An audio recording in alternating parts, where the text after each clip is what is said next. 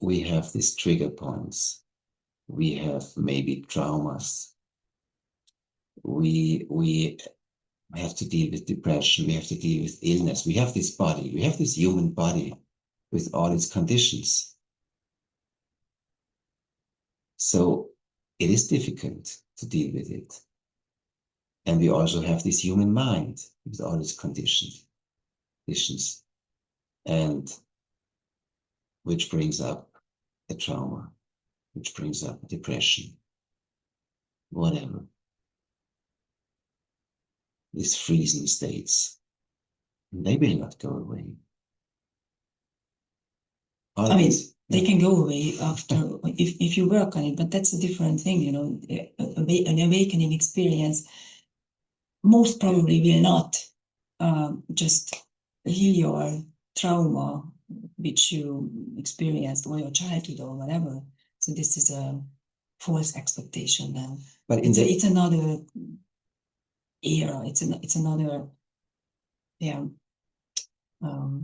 level of being. But some of us have tried this. When they go up to the teacher and talk with the teacher, they bring their trauma, or they bring their whatever difficulties in life. And for a moment, it's gone. The words of the teacher might direct you in this direction, that you can see through it. And it gets loosened, it gets more transparent, and you see through. And you see the truth of yourself. But this doesn't mean that the trauma or the problems go away. And why is it like this?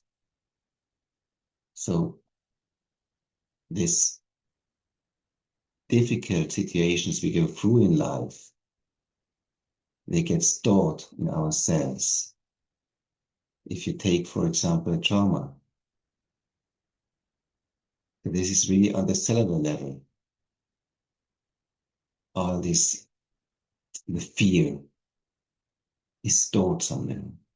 And whenever the trigger comes up, you're immediately in the same situation.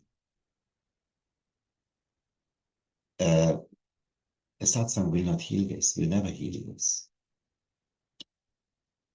It will not heal these physiological things, because it's as Maharaj says also, you know, body keeps the score, and it is there, and you can actually work on it. There is very good somatic therapy and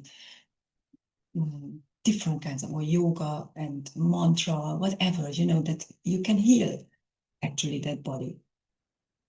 But awakening is about, or awakening, non-duality, where we come from. So Gangaji and Eli and Papaji, this is, you know, this is beyond the body and mind, who you really are, to realize who you really are. And of course, we say that, hey, it doesn't mean that it will heal your body. It will not heal your diabetes, for example, or whatever. You can work on it, or you can reduce your sugar, whatever. You can balance that. But that's not satsang. That's not your awakening, which will heal all of this. Of course, when we are in satsang, when we are in silence, when everything stops, you know, you feel so nourished. And it's recommended. It's like, as Babaji said, be quiet, come back, don't touch anything. And that, as you go deeper and deeper into this silent, limitless self, you are clearer. So in a way, it does help you heal also the body and mind. But what we are trying to say is, don't just expect that will just do everything and that's it. So, you know, it's staying conscious in your life and staying, Prabhupada also said, till your last breath, you stay vigilant. So you can say that the physical level and how should I say, the healing your problems in life is linked. to awakening. Why? Because all your problems in the worldly life will pull you back whenever you enter your family, whenever you enter the office. That's the nature of the That's the nature world, of life. or the Worldly. life. It's a lila. And that's why we always recommend this. Don't push it away. You have this body. Take care of this body. Take care of this mind. Go to therapy. Do exercises. Find out which diet is good for you. Reduce sugar, reduce coffee, reduce alcohol, whatever. You find out for yourself what's good. And then you do not have to deal so much with this. And interestingly, then it also comes then into this direction, back to your awakening and your willingness to open.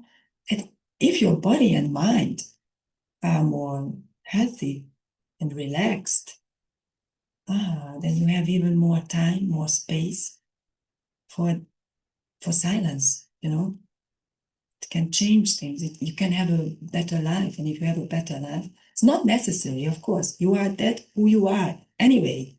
If you are suffering in your life, even then, that's what you are, is silence and nothingness and emptiness. But if you have the possibility to change something in your life, of course, change it. Oh, this reminds me of the story of Papaji used to tell, that someone came to him with this question, like, "Hey, Papaji, I live above a car repair shop, and it's very loud. What shall I do? Shall I just stay? Find sleep. I cannot find sleep, and what shall I do?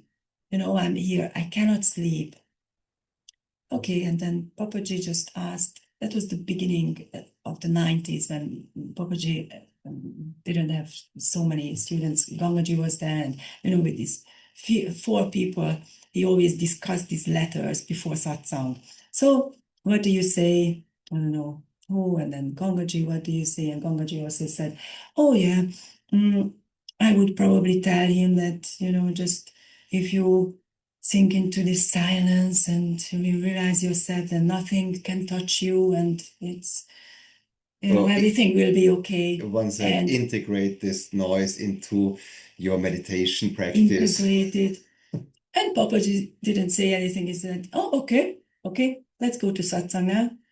And then they went to open the satsang, and Papaji read the letter, and then he said, "Move." So that's the human being is there. Of course, if you don't like something, please go. Don't spiritualize it. Yeah. And this is another trap which happens many times, since we hear in satsang that this worldly level is not true. It's just a story. We deny it. We have this tendency to push it away. It's not true. This is really That's suppressing it. Suppressing it, but it bubbles up. Then it doesn't stay in the cellar. Then it's in the subconscious. Then it will cause more suffering. Or we try to change it. We try to change this worldly life through with a spiritual life. It's still the same. It doesn't matter. It doesn't work. Until you face these tendencies that you have. Because then this worldly life operates in the unconscious. It's still there. That's why it's always we say that, welcome everything to satsang. Everything can come to satsang.